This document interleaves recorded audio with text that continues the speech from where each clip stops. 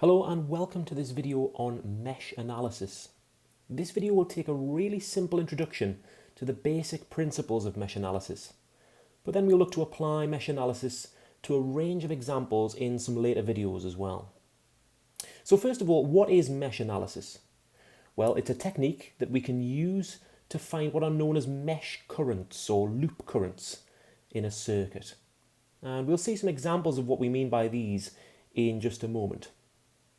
We'll usually apply mesh analysis to circuits that would otherwise be too time-consuming or too difficult to analyse using more conventional techniques of electrical circuit theory that you might have seen in our previous videos. So here's an example of a circuit that could be analysed in terms of mesh currents. Because there are two power supplies and multiple circuit branches, this circuit does not take the form of a simple series or parallel circuit, and so it's a good opportunity to apply mesh analysis.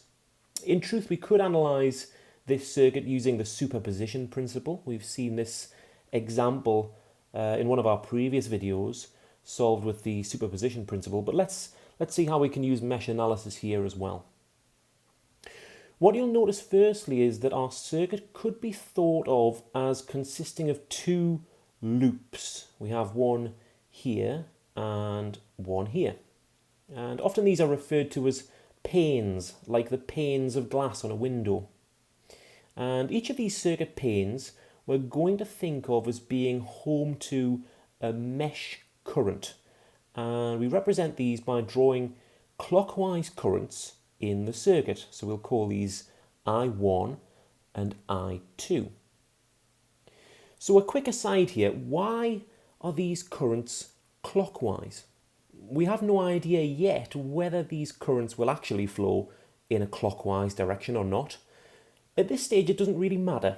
We're going to be consistent and we're going to obey this convention of setting up all of our mesh currents as clockwise in all of our examples when we set up these diagrams. If the actual current turns out to be anti-clockwise in its direction, then we'll simply get a negative answer at the end in our analysis. So what we're going to do in this video is set up a system of equations, and we're going to produce an equation for each pane in our circuit. So here we have two panes. We're going to be producing two equations, and these will be simultaneous equations that we can then solve. Setting up these equations takes a bit of getting used to, but really they're based on the simplest electrical principle, and that's Ohm's law. V equals I times R. And we set up our equations up by only considering one pane at a time. So let's see this in practice, and suppose that we want to set up our equation for the first pane here. You'll see that the other pane is greyed out for now, leaving us just with this pane, our working pane. So in our working pane, we'll always take clockwise to be positive by convention and anti-clockwise to be negative. So remember we mentioned Ohm's law, V equals I times R. We see that there's a voltage in this loop here, in this pane. There's voltage V1. There's a current, I1. And that current flows through both resistors R1 and R3. So we can begin to write something like this.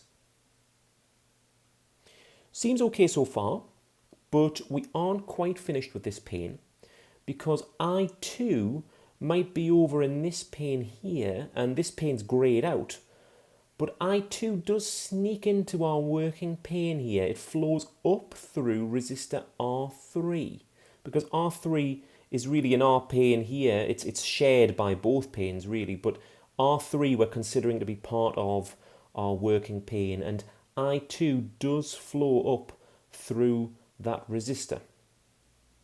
Now take a look at the direction of I2.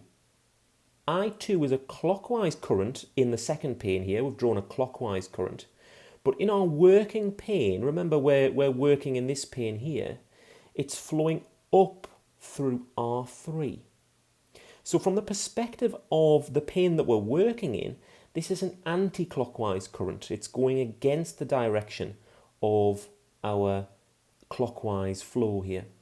So remember our convention, anti-clockwise is negative. And so we're going to add to our formula another I times R term.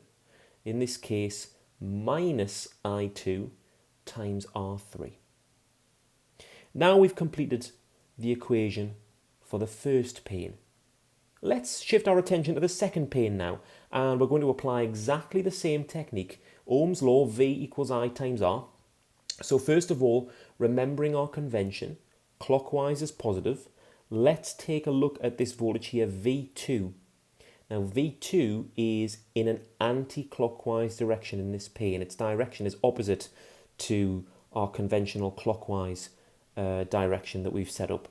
And so we must reflect that in our formula. So we'll have minus V2. We have a current, I2, flowing clockwise. This current is still clockwise, even if the voltage isn't. We're treating these as totally separate for now. We have a clockwise current flowing through R3 and R2. And so we have something that looks like this. Just like before, we're not quite finished because we have another current that enters our pane. I1 is a clockwise current over here, but it flows down through R3. And remember, R3 is kind of a shared component. R3 we're considering to be part of this second pane over here. And so from the perspective of our second pane over here, where clockwise is positive, we have this current I1 flowing down, and that's in an anti-clockwise direction. And so we complete our equation by subtracting I1 times R3. It's a good habit to get into reordering the terms of our equation in order of I1, I2, I3 and I4 even. We'll see in some later examples. So we'll rewrite our second equation like this so that the current terms are ordered consistently, I1, I2 and so forth. We're going to leave this video here in just a few moments. But what we have now are two equations which form a system of equations for this circuit. And if we know the voltages and the resistances involved, we can solve these two simultaneous equations to find the values of I1 and I2. We're not going to do that here, but in the following videos we'll look at some worked examples with actual circuit values, and we'll show how we can solve systems of equations like this, as well as look at some more complicated examples as well. So I hope you found this video useful as just a very brief and basic introduction to mesh analysis.